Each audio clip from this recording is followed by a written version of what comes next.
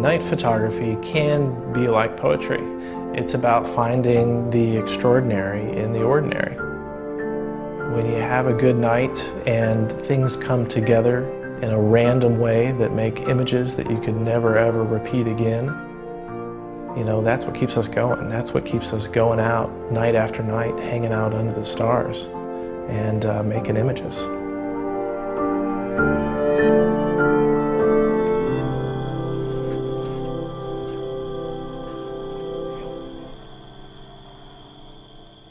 Night photographs record time and record the world in a way that we can't perceive with our own senses. Time is compressed, and it's almost like shooting a film and the camera jams and the entire film is shot on a single frame of film, so that one photograph may represent 10 minutes or 20 minutes or 6 hours. When night photography is really most successful, that's when this transformation occurs during the exposure, and you end up with something that is just so special and unique that you couldn't have imagined it if you tried.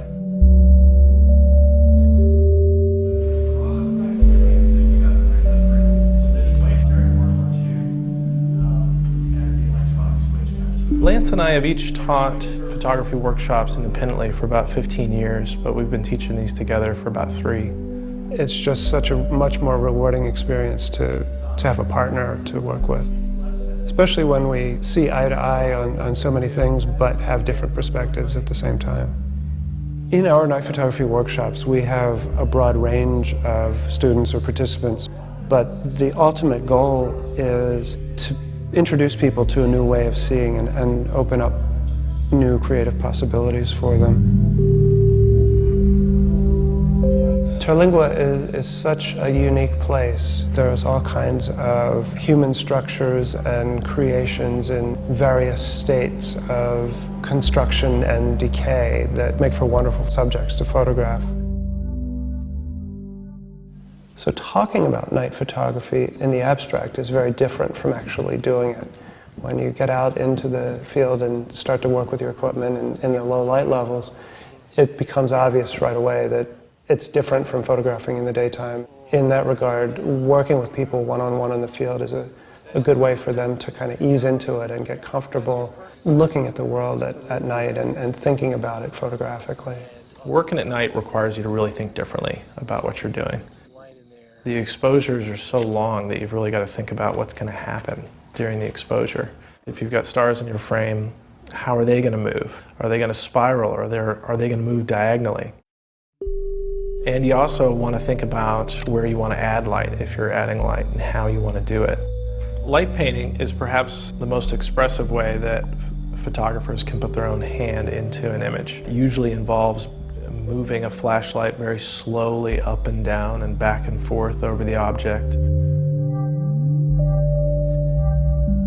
I sometimes spend several hours in one location, if not the entire night, just getting to know that scene and figuring out how to paint it. Once you feel like you've really got the lighting to where you want it to be, then that's usually time to just step away and let the stars burn in for a few hours.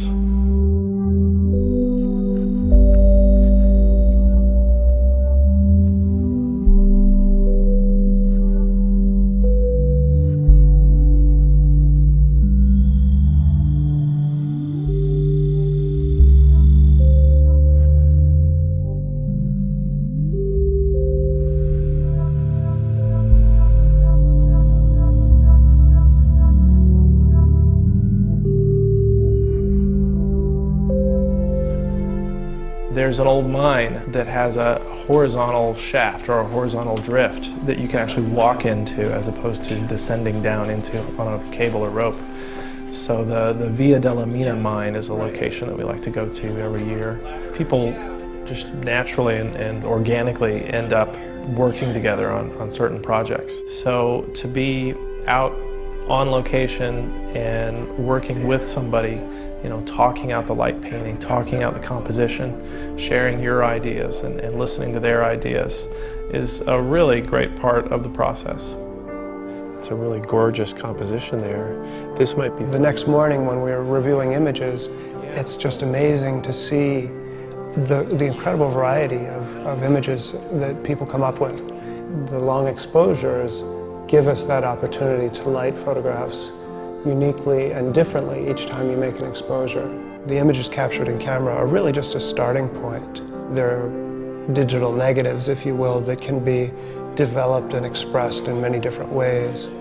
You know, our job as workshop instructors is to help people see the different possibilities of what can be done with the images that they've created.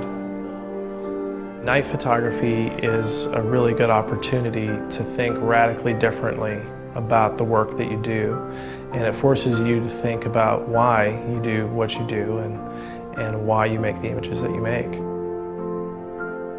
I hope that this gives people an opportunity to embrace their creative process and take it to the next level.